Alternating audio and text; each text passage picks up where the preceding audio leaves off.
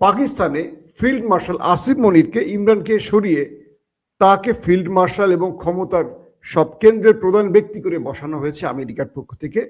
আর প্রতুল প্রধানমন্ত্রী, সিলেক্টিভ প্রধানমন্ত্রী শাহবাজ শরীফকে বসানো হয়েছে। অথচ নির্বাচনে জিতছিল ইমরান খান। বাংলাদেশ পাকিস্তানের হিসেবটা প্রায় কাছাকাছি, বুঝতে পারছেন?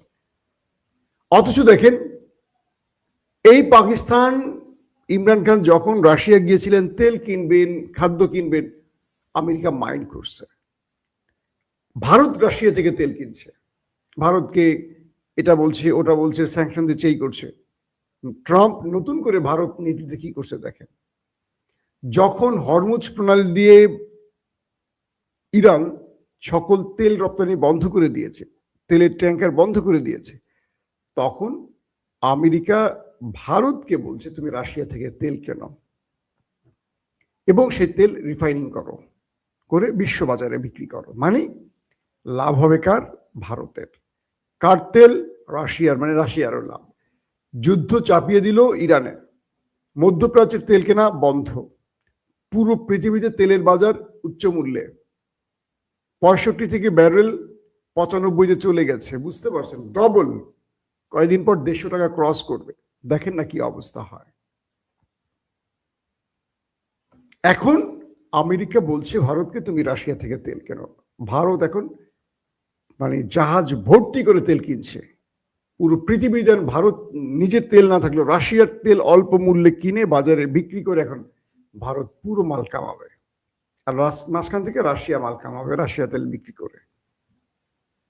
দেখেন, যুদ্ধ করছে কে? মুসলমানরা। মরছে কারা? মুসলমানরা। ক্ষতিগ্রস্ত হচ্ছে মুসলমানরা, মাঝখান থেকে মালুরা মাল কামাবে।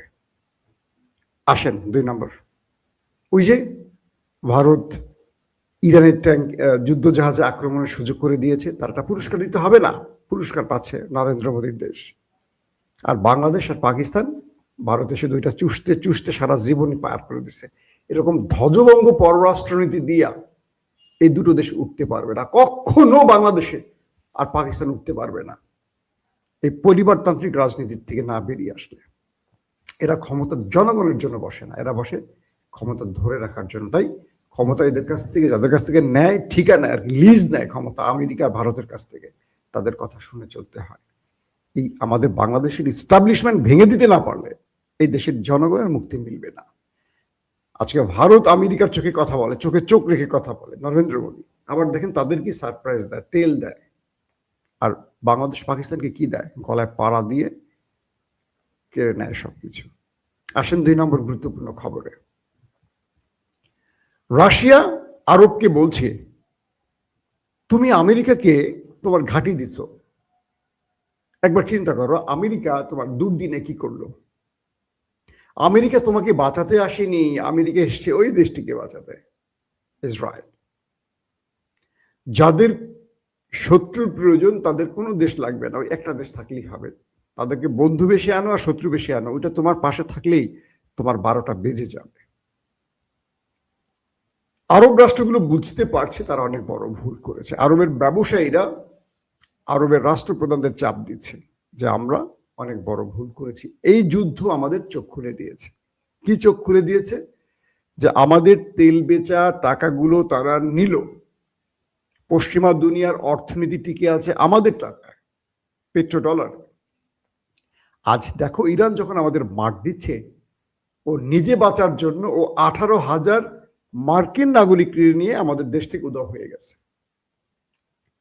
ওদের সামরিক বাহিনী বা ওদের মার্কিন সেনারা লুকিয়ে গেছে, উল্টো আমাদের কাছে আশ্রয় চাচ্ছে। ওরা ওদের বিমান পাঠিয়ে ওদের জনগণকে নিয়ে চলে গেছে। 18,000 লোক মার্কিন জনগণ আরব থেকে চলে গেছে, ওদের সেনাদের নিয়ে চলে যাচ্ছে। কিন্তু ওরা বাঁচাচ্ছে কাকে? ইসরায়েলকে। তাহলে আমাদের কি শিক্ষা হওয়া উচিত না যে আমরা আমাদের কষ্টের টাকাগুলো ওদেরকে দিয়ে কালসাপ পুষেছি? আরব বুঝতে পারছে এখন কি ভুলটা আরব করেছে। দর্শক, আরবের এই বোধোদয় ইরানের মারের পরে হয়েছে, 1 নম্বর। 2 নম্বর, আরবরা যে বার্তাটি পেয়েছে যে তাদের চয়েস বা তাদের বন্ধু চয়েস ঠিক ছিল না, আরবরা এখন ভাবতে পারে এই বন্ধুত্বের জায়গায় কারা আসতে পারে। তুরস্কের নামটি আসতে পারে, কারণ তুরস্ক যাকে বুক দেয় তাকে পিঠ দেয় না। ইরানের সাথে একটা সমাধানের চেষ্টা করছে তুরস্ক সহ কয়েকটি দেশ, এবং এই মুহূর্তে সৌদি আরবের ক্রাউন প্রিন্স মোহাম্মদ বিন সালমানের সবচেয়ে বেশি আলোচনা চলছে ইরানের। বলা যাচ্ছে আরব রাষ্ট্রের মধ্যে ইরানের পাশে শক্তভাবে বন্ধুত্বের বন্ধনে দাঁড়িয়ে গেছে সৌদি আরব। প্রতি মুহূর্তে সৌদি আরব ইরানকে সহযোগিতা করার আশ্বাস দিচ্ছে এবং বলছে, তুমি যাই করো, আমরা তোমার বিরুদ্ধে দাঁড়াচ্ছি না, আমাদের আক্কেল হয়ে গেছে, আমাদের আক্কেল দাঁত উঠে গেছে। অর্থাৎ এখন পর্যন্ত সৌদি আরব পুরো আরবকে ধরে রাখার চেষ্টা করছে ইরানের বিরুদ্ধে, যেন কেউ ইসরায়েল এবং আমেরিকান ফাঁদে পাড়া না দেয়।